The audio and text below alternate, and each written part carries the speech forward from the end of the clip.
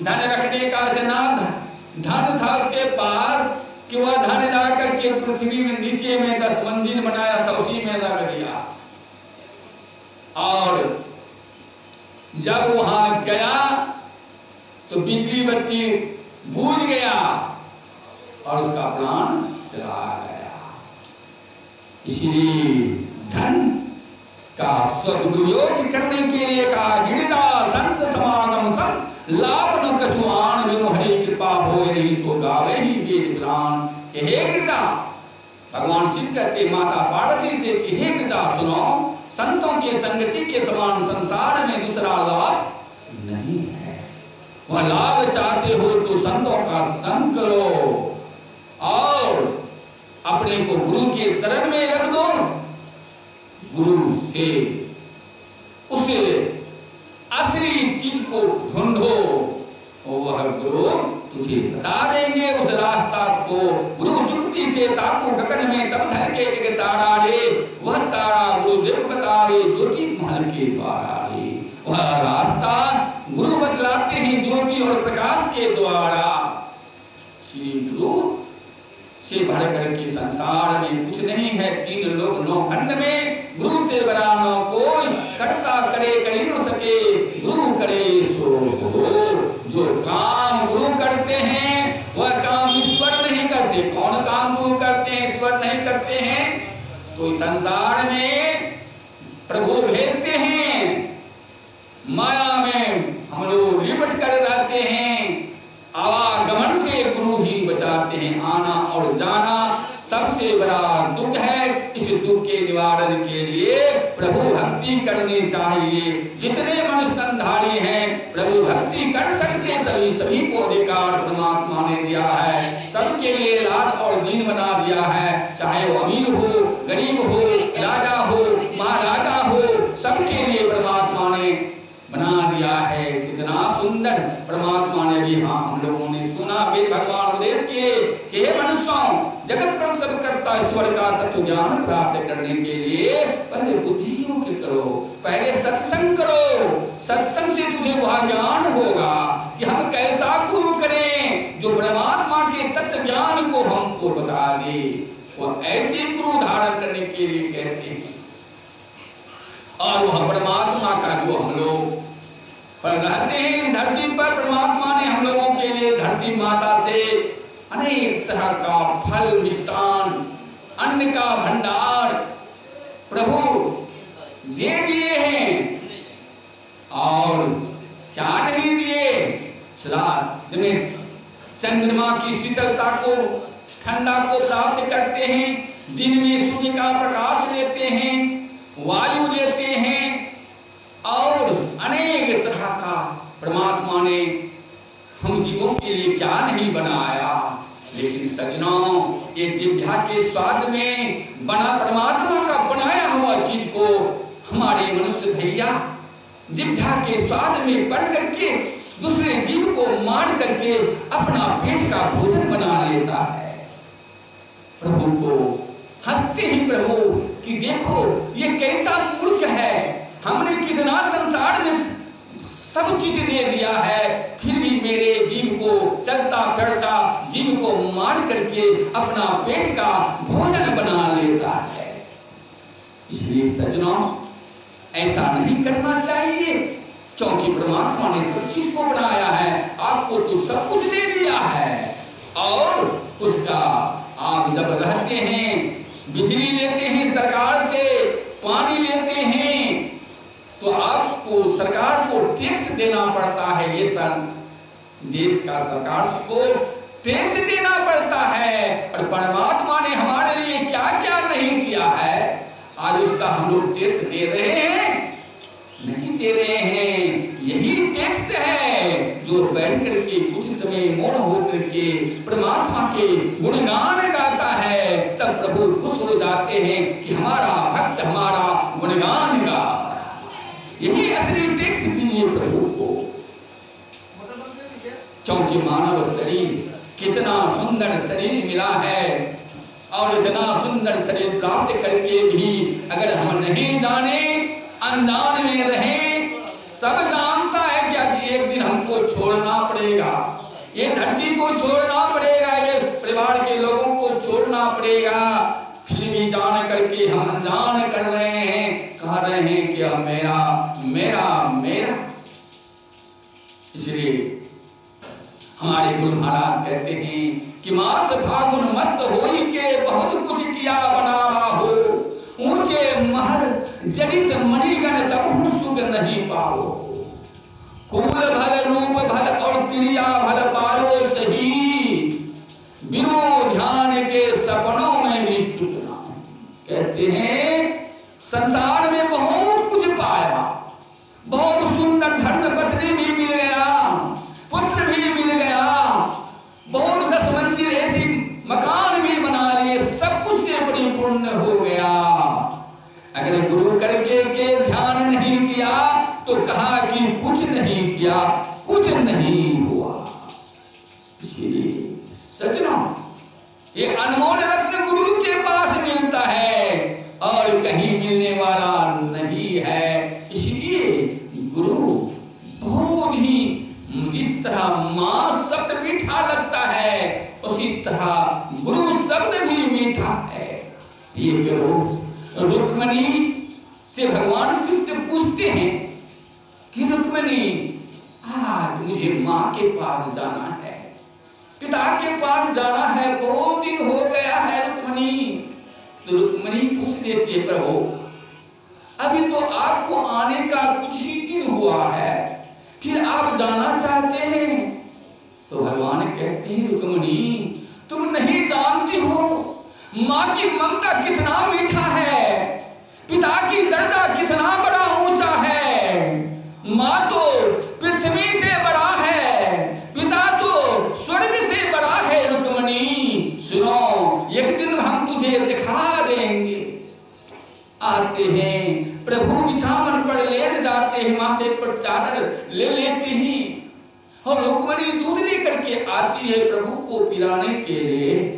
देखते ही प्रभु सोया हुआ है, दूध बगल में रख देती है, रुक्मणी बिछावन पर जाकर के सो जाती है। सवेरे होता है, प्रभु को प्रणाम करने के लिए आती है रुक्मणी, प्रभु को प्रणाम करती है, प्रभु पूछ देती है रुक्मणी आज क्या तुम दूध देना भूल गई, भोजन देना? कहा कि नहीं प्रभु आपके बगल में तो सब कुछ रखा हुआ है। कहा रुक्मणी यही है माँ की ममता सबसे ऊंचा, माँ रहती तो माँ दूध पिला करके ही सोने जाती। माँ तो पुत्र का इंतजार करता है, पिता तो पुत्र का इंतजार करता है, कब मेरा पुत्र बिछावन पर सोए। आज देखने में क्या आ रहा है, खैर यहाँ टाउन में नहीं हो लेकिन हमारे देहात में देखने के लिए आता है। 4 पुत्र को पढ़ा लिखा करके विद्वान बना देता है, लेकिन 4 पौवे मिल करके अपने सास ससुर की सेवा नहीं कर पाते हैं। ये देखने में आ रहा है कितना अभागा पुत्र। इसलिए अभागा मत बनिए, माता पिता के चरणों की सेवा कीजिए। भोरे उठकर माँ के चरणों को पकड़ो, माँ को प्रणाम करो, पिता को प्रणाम करो। ए मेरे युवक, तुम्हें वह आशीर्वाद देगा। कोई पत्थर के पास जाओगे तुझे आशीर्वाद नहीं मिलेगा, और माँ के पास जाओगे तो माँ तुझे आशीर्वाद देगा। एक बार जब भगवान राम लंका को जीत करके, रावण का वध करके, कुंभकर्ण मेघनाद का वध करके अयोध्या नगर आ रहे थे, रास्ते में माता अंजना का निवास कुटी थी। हनुमान जी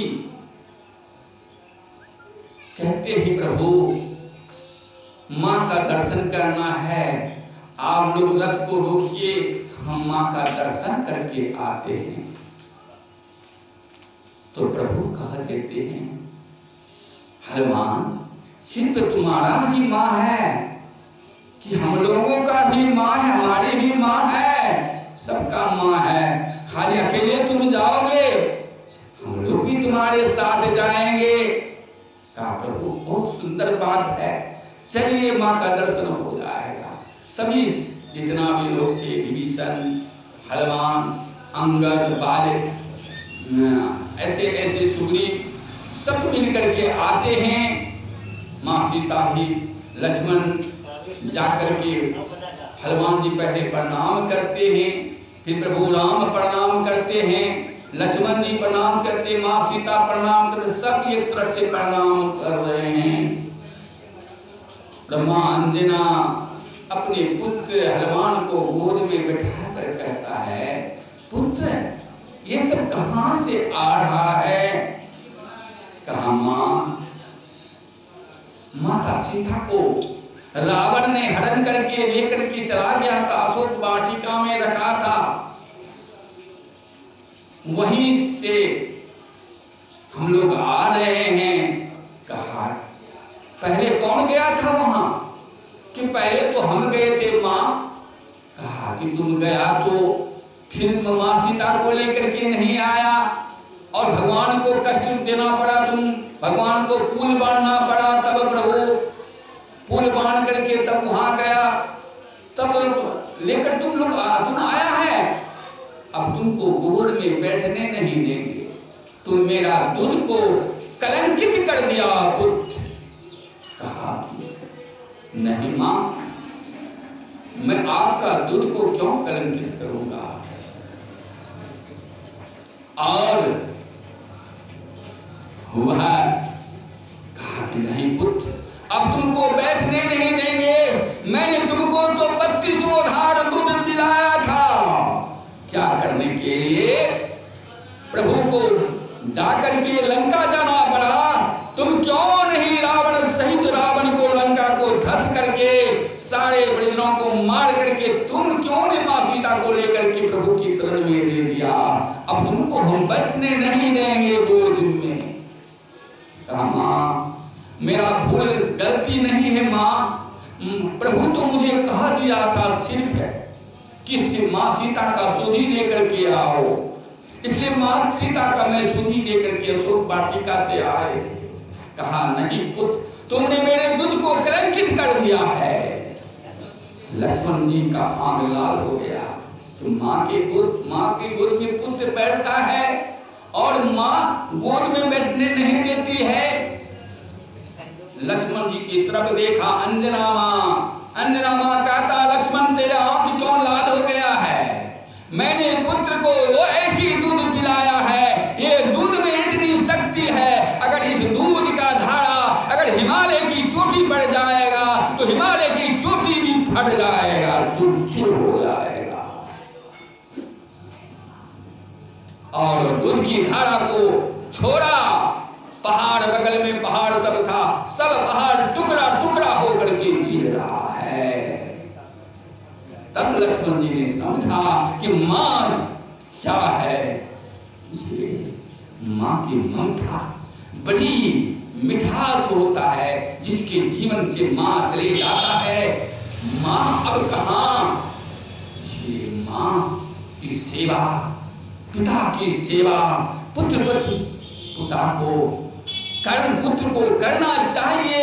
क्या मां को सुमित्रा तो कहा दिया, क्या कहा कि हे पुत्र, तुमने मुझे पूछने के लिए आए हो। अरे जहां तेरा राम है वहां तुम्हारा अयोध्या है, जहां तेरी सीता मां है वहीं तू मेरा मां है। पुत्र तुम मुझे पूछने के आए हो। पुत्रवती जुवती जग सोई, रघुपति भक्ति दासु सुध होई। पुत्रवती माता तो वही है जिसका पुत्र भगवान के भक्त हो, गुरु भक्त हो।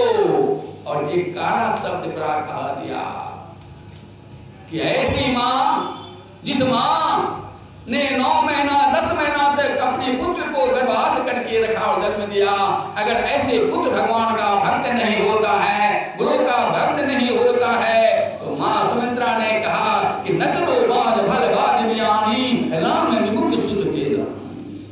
कहा कि ऐसी पुत्र मां, इससे भला तो ठीक थी, लेकिन ऐसे पुत्र को जन्म दे करके मां विवर्त ही कर दिया। इसलिए मां शब्द बड़ा मीठा होता है। अभी आप लोग ने सुना कि मनुष्य को जीवन में शरीर रहते हुए कबीर साहब कहते हैं कि साधो भाई जीवत ही करो आशा। कहते हैं भाई जीते जी अपनी आशा कर लो।